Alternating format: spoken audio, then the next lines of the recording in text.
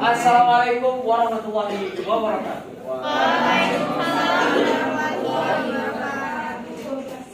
Pada pertemuan kali ini di hari Selasa yang sangat cerah serta yang berbahagia pada kali ini, izinkan saya sebagai moderator untuk memandu jalannya presentasi kita pada kali ini dengan kelompok yang kita maju ini kelompok 12 dengan materi yang kita sajikan yaitu penemuan hukum dan aliran-aliran serta penemuan hukum. Untuk materi kali ini saya akan memperkenalkan anggota-anggota dari presentasi kita kali ini, yaitu ada Perkenalkan, saya Novira Kasari dengan NPM 2213032071. Dan saya Desde Fiamita dengan NPM 2213032072. Saya Ayudi dari 2203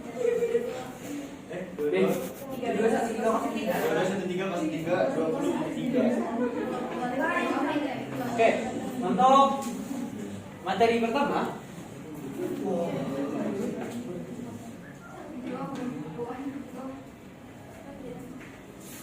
yaitu pengertian yang akan dibacakan oleh yang akan dipaparkan oleh Novi. Pada Novi, saya persilakan. Baik, terima kasih kepada moderator. Di sini saya akan menjelaskan tentang pengertian penemuan hukum. Menurut Sudikno Mertokusumo, lazimnya diartikan sebagai proses pembentukan hukum oleh hakim atau petugas-petugas hukum yang diberi tugas melaksanakan hukum atau menerapkan peraturan-peraturan hukum terhadap suatu peristiwa yang konkret.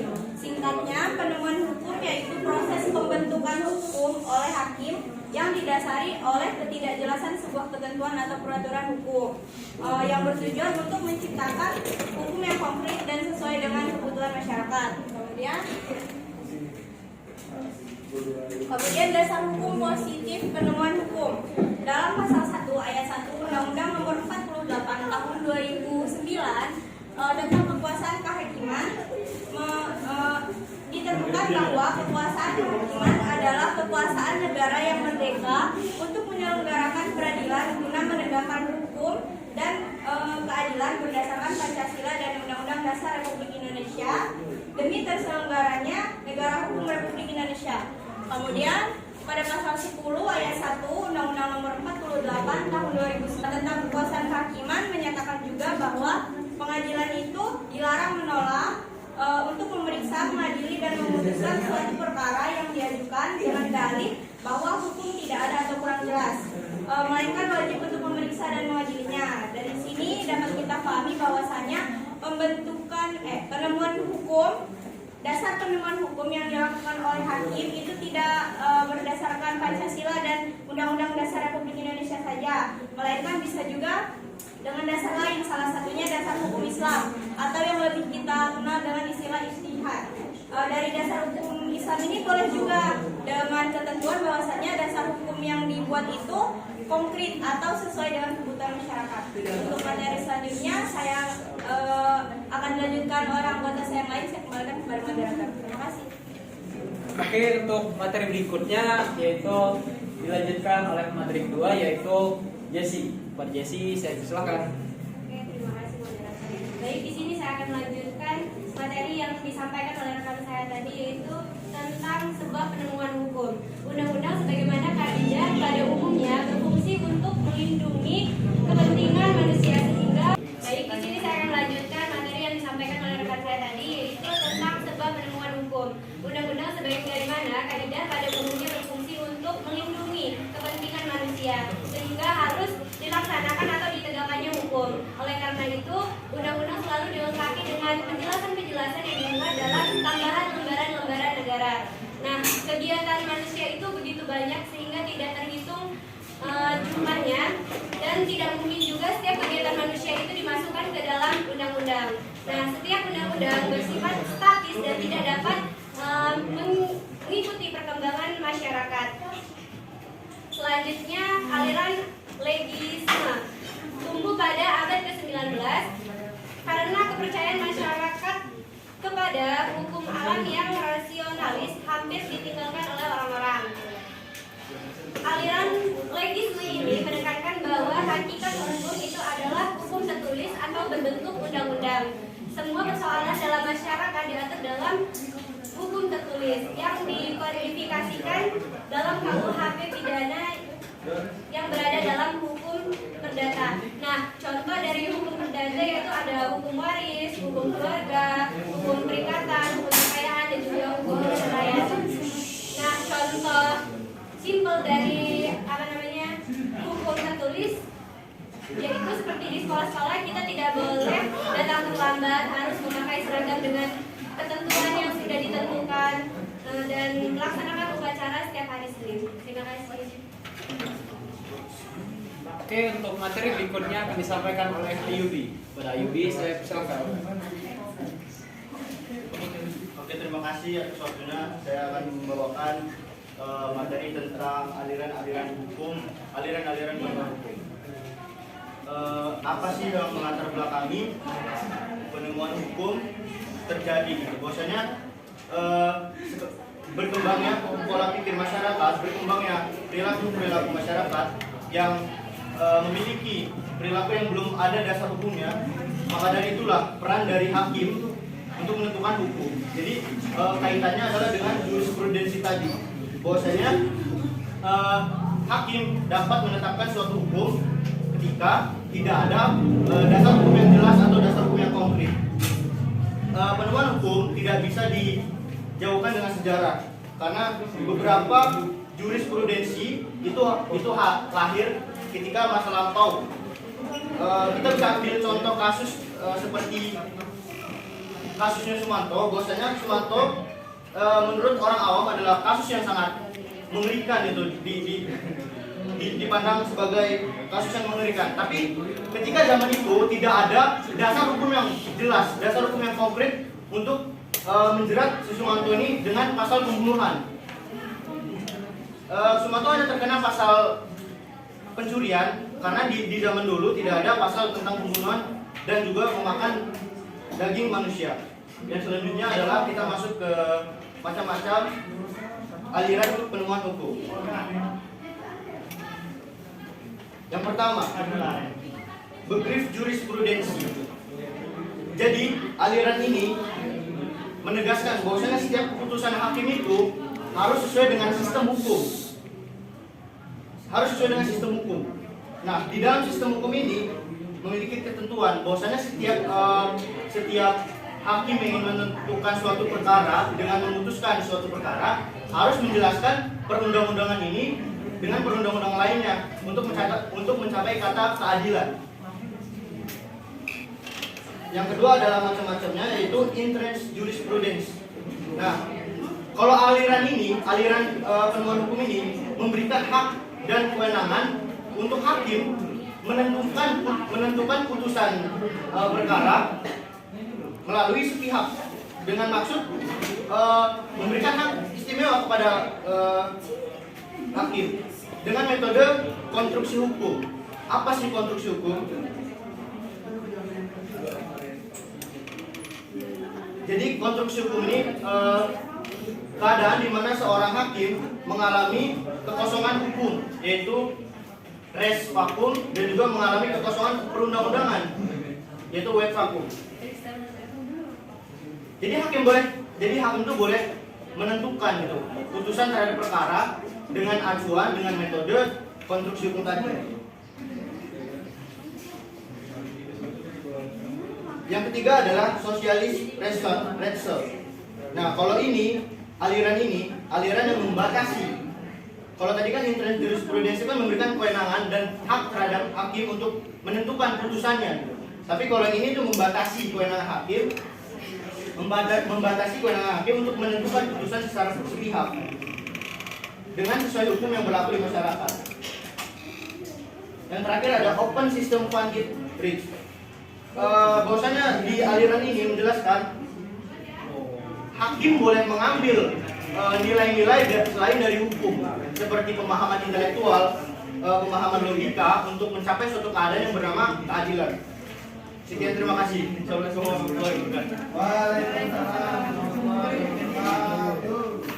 Oke, sekian presentasi kita pada kali ini.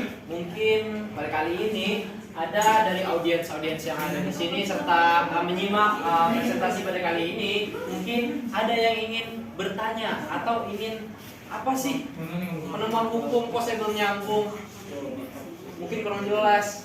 Nah ini boleh ditanyakan di sini. Mungkin yang dimaksud tadi itu yang belum penemuan hukum adalah kegiatan utama dari hakim dalam melaksanakan undang-undang apabila terjadi peristiwa konflik atau konflik itu yang seperti apa konkret atau yang lain-lainnya. Jadi pada penanya silakan. Saya nanya. Please, nah, coba dirinya apa? Hah? Penemuan hukum serta aliran hukum. iya. Penemuan hukum, aliran hukum dan sebab penemuan hukum.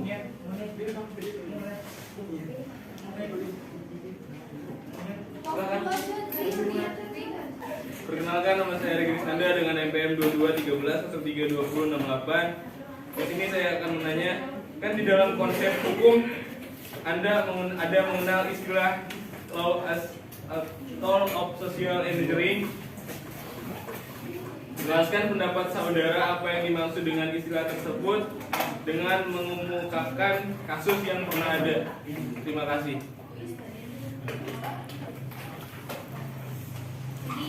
Oke, pertanyaan yang bagus pada yang telah disampaikan Regi tadi. Silakan untuk pertanyaan kedua.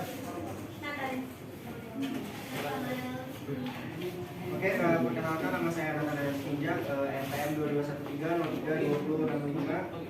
Di sini saya ingin bertanya kepada kelompok Ayub dan juga kawan-kawan, mengapa penemuan hukum menjadi penting dalam pengambilan keputusan hukum oleh seorang ahli hukum?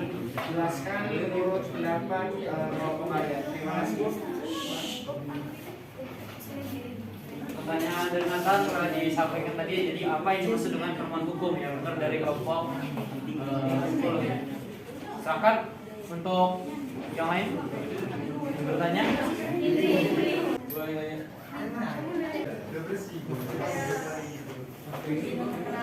nama Indriani Gita Putri, NPM 2213-032057. Jadi pertanyaannya itu, jelaskan apa itu penemuan hukum dan dasar hukum dari penemuan hukum di Indonesia.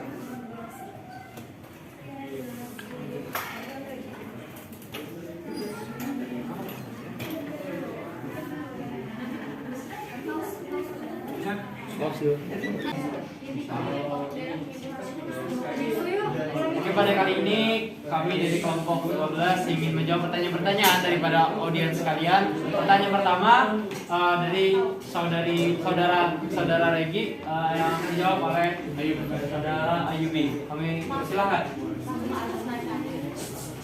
Oke, pertanyaannya adalah di dalam konsep hukum Anda mengenal istilah law as tool of social engineering. Jelaskan pendapat saudara apa yang dimaksud dengan istilah tersebut dengan mengemukakan kasus yang pernah ada. Nah, menurut saya, law as a tool of social engineering adalah hukum tidak hanya dipakai untuk mengumpulkan pola-pola tingkah laku dan kebiasaan, tapi juga terdapat dalam masyarakat, melainkan juga untuk mengarahkan kepada tujuan-tujuan yang dikehendaki, menghapuskan kebiasaan yang dipandang tidak sesuai lagi, serta menciptakan pola-pola perlakuan yang baru. Contoh kasusnya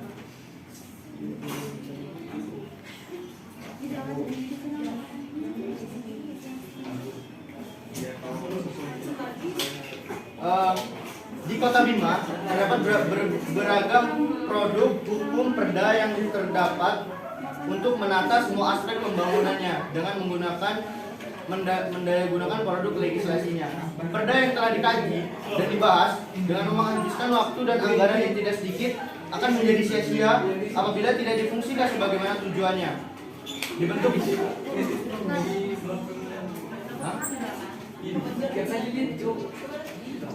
perda yang hanya bisa menjadi sebuah dokumen politik manakala didayagunakan untuk menunjang pembangunan daerah dan kesejahteraan masyarakat. Itu contohnya tadi perda tadi.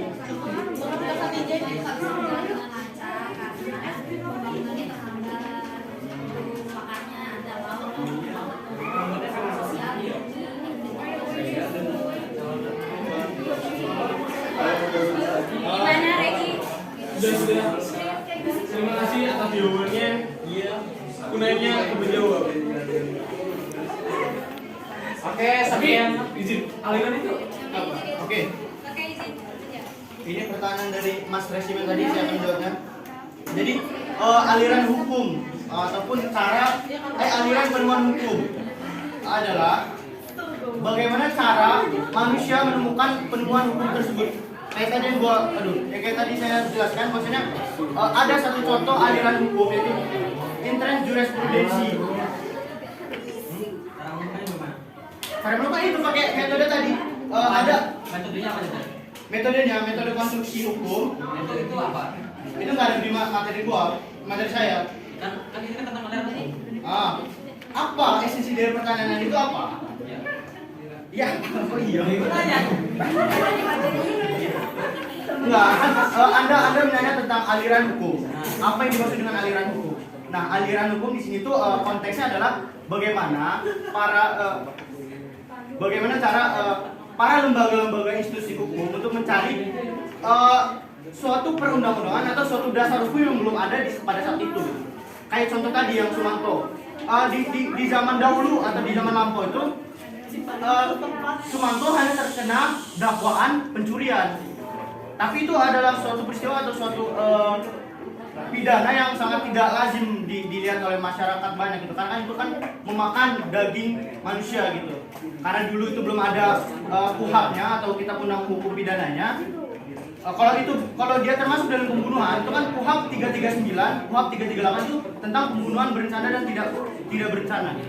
Jadi itu aliran hukum itu adalah bagaimana cara institusi hukum menemukan hukum yang belum ada dan belum ada dasar hukumnya gitu. Apalagi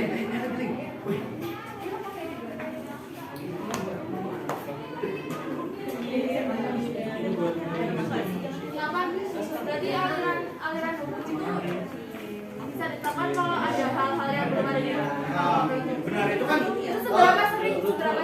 Maksudnya kayak kita bisa nentuin aliran hukum itu seberapa sering kita buat KUHP gitu jadi kan sebenarnya ini garis besarnya adalah jurisprudensi. Jurisprudensi itu kan hukum yang ditetapkan hakim untuk acuan hukum yang akan datang, kayak kemarin yang di Sumanto. Nah, apa tadi jawabannya? Jawabannya. Maksudnya seberapa sering itu aliran oh iya, hukum? stop. Jadi kan setiap perkembangan manusia, setiap perkembangan perilaku manusia itu kan pasti ada aja perilaku yang di luar nalar gitu. Kayak kita ambil contoh lagi balik ke Sumanto. Di zaman itu kan kalau makan daging manusia kayaknya orang kaget gitu. Nah, berkembangnya zaman itulah kadang dibutuhkan keputusan hakim sesuatu keputusan hakim yang menyelesaikan suatu perkara. Jadi hakim tidak hanya sebagai alat untuk menerapkan hukum, tapi hakim juga bisa menciptakan hukum tersendiri yang disebut dengan jurisprudensi tadi. Silakan. Kan penemuan hukum ini bagian dari hakim kan menentukan keputusan suatu perkara yang belum ada di undang. Gimana kalau misalnya hakim nggak bisa berlaku adil dalam keputusan undang-undang? Nah. Adakah aspek lain yang mengatur apakah seperti ini apakah seperti ini? Ada tadi setelah aliran intern jurisprudensi itu ada sosiologis terus apa tuh pokoknya itu aliran itu membatasi wewenang hakim untuk menciptakan putusan dengan secara sepihak gitu. Jadi maksudnya tuh hakim tuh dibatasi oleh aliran ini dengan membuat putusan nih, tapi dia harus mengacu pada hukum-hukum yang berlaku di masyarakat, ada relevansinya sama perundang-undangan. Jadi enggak aliran ini tuh membatasi kewenangannya hakim. Nyambung nggak? Iya, ngerti. Enggak, maksudnya sama nggak relevansinya untuk pertanyaan lu itu? Ya. Oke, apa ada lagi? Ini ada kemudian ada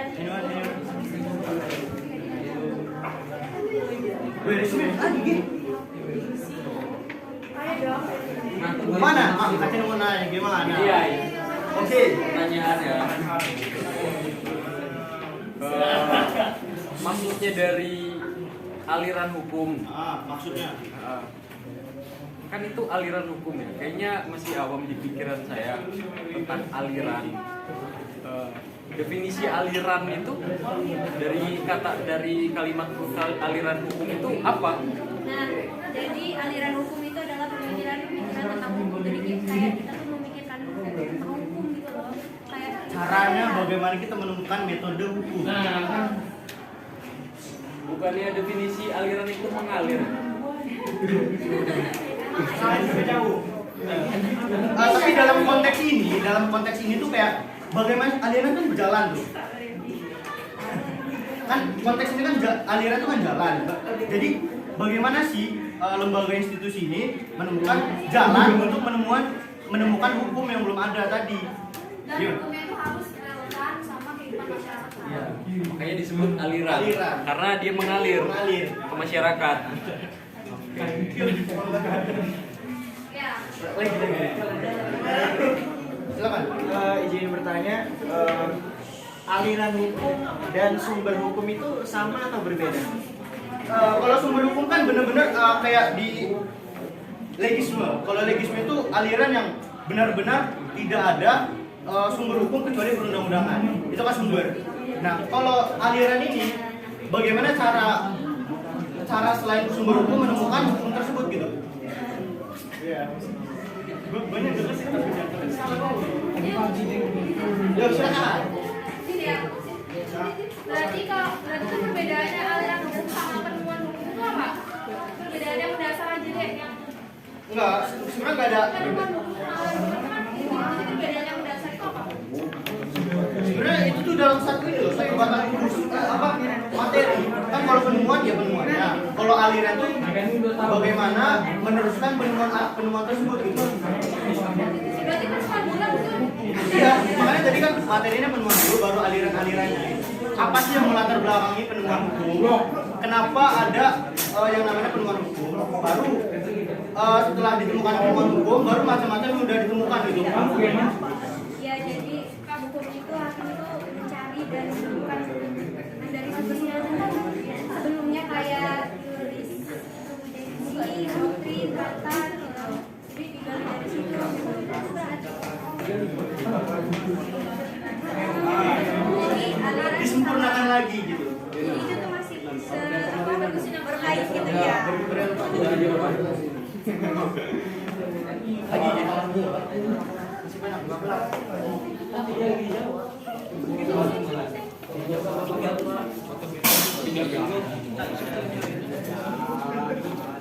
Gimana para audiens? Apakah masih ada yang mengganjal? Berarti sama ya? Apa? Iya, aliran hukum dan Masih dalam satu batang tubuh. bukan sama tapi masih ada kaitan. Bung Pandu, Bung Ari, ada yang ingin nambahkan? Oke, Masih ingin Bung Rama. lagi ya, analisis ya. Oke, Aliran sama penemuan. sumber penemuan. Katanya aliran hukum dan penemuan hukum itu masih satu jalur ya, masih dalam satu definisi ya. Tapi apa yang membedakannya? Enggak pasti kan kayak gini loh ya, maksudnya itu kayak Indonesia dengan Malaysia pasti mungkin ada kesamaan tapi pasti ada perbedaan nggak mungkin sama gitu loh, dari katanya aja udah berbeda tapi kok ini nggak sama gitu loh. Perbedaan aliran hukum dan penemuan hukum. Iya, secara dasar itu apa yang bisa bikin mereka beda, nggak mungkin kan sama gitu. Kan kalau penemuan hukum itu kan apa yang melatar belakangi institusi itu menemukan hukum. Nah kalau aliran ini ya barang jadinya yang udah ditemukan gitu. Yes. Kayak kan ini kayak penentu hukum itu pabriknya, aliran hukum itu produknya. That's Apa? Aliran hukum itu apanya? Produknya. Produknya. Yang dihasilkan dari produknya. Pabriknya penemuan hukum, produknya aliran hukum. analoginya. Produknya itu hukum aja ya, karena hukum yang udah jadi gitu. Yang udah ada Gimana ya? kan tadi katanya penemuan hukum itu masih di apa? Masih dibikin lah ya. Nah, aliran hukum jadinya. Kenapa kok jadi aliran hukum jadinya? Bukannya hukum aja ya? Karena kan kalau yang konkret kan sumber hukum ini udah konkret kayak undang-undang, TAP MPR, KUHP Perdata, itu kan udah nggak bisa diubah-ubah lagi. Udah hukum yang pasti. Ini kan penemuan ini kan apa ya? Menyikapi perkara yang belum ada dasar hukumnya gitu.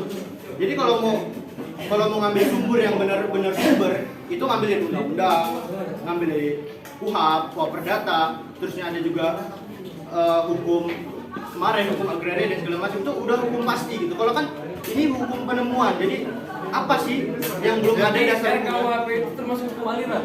No, hukum kalau KUHP itu udah hukum yang jelas-jelas ada, tetap sudah ditetapkan kayak KUHP 338, 339 itu kan tentang pembunuhan. KUHP 338 tentang pembunuhan berencana, KUHP 339 tentang pembunuhan disertai dengan tindak pidana. Kalau RKUHP berarti Masih rencana. hukum aliran itu yang masih ada ininya, Yang belum ada dasar hukumnya. dasar hukum belum tetap. Belum tetap.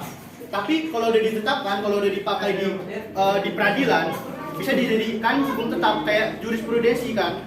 Jadi setiap hakim ingin menentukan putusan, dia mengacu pada putusan hakim terdahulu.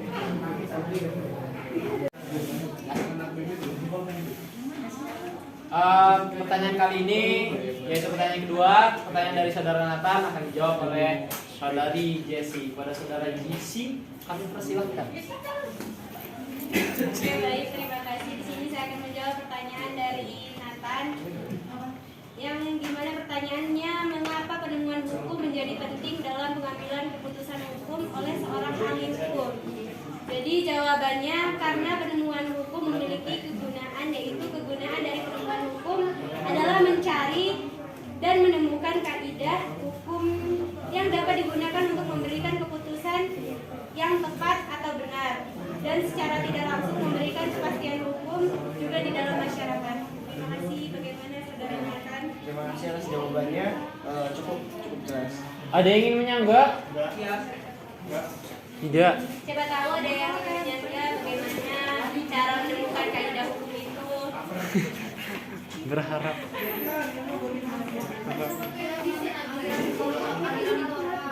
Aliran. Aliran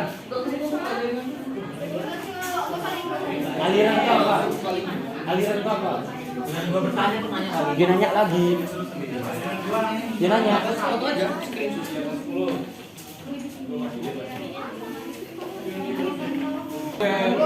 Oke, pada kali ini saya akan menjawab pertanyaan dari saudari Indri. Pada kali ini akan dijawab oleh saudari Novi. Saudari Novi, saya persilakan. Baik, selanjutnya terima kasih atas pertanyaannya. Pertanyaannya yaitu jelaskan apa itu penemuan hukum dan dasar hukum dari penemuan hukum di Indonesia. Penemuan hukum sendiri adalah proses pembentukan hukum oleh hakim atau aparat penegak hukum lainnya dalam penerapan peraturan umum terhadap peristiwa hukum yang konkret. Hasil penemuan hukum ini dijadikan dasar dalam mengambil suatu keputusan. Itu jawabannya. Apakah dapat dimengerti? Atau ada sanggahan? Dan teman-teman yang lain apa ada sanggahan?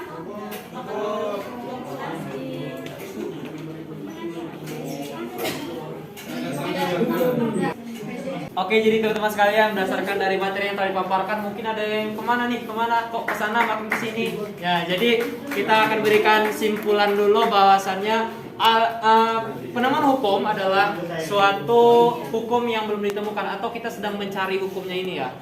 Sedang mencari atau sedang ya kita masih belum tahu hukumnya apa. Nah, namun kalau aliran dia udah pasti udah dapat hukumnya ya kan ya. Hukum iya. Begitu. Jadi teman-teman sekalian, inilah Nah, kalau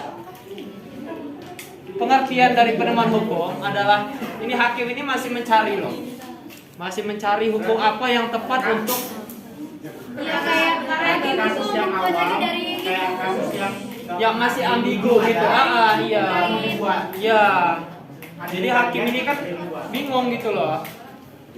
Ya jadinya sama kayak jurisprudensi. Kalau jurisprudensi kan sama katanya kasusnya Ayub tadi itu. Apa itu? Makan orang. Iya. Makan orang masuk ke pengertian penemuan hukum itu benar? Ya, ya, secara tidak langsung, secara langsung ya, secara langsung itu masuk. Berarti kalau hukum di Indonesia kayak Sumando itu hukum yang sebelumnya nggak ada, diterapkanlah karena berbahaya bagi masyarakat. Ya, Benar. gitu. Jadi sesuai dengan keputusan hakim. Ya, mungkin itu saja presentasi pada kali ini. Kurang lebihnya saya mohon maaf kepada para audiens yang ada di sini. Saya akhiri. Assalamualaikum warahmatullahi wabarakatuh.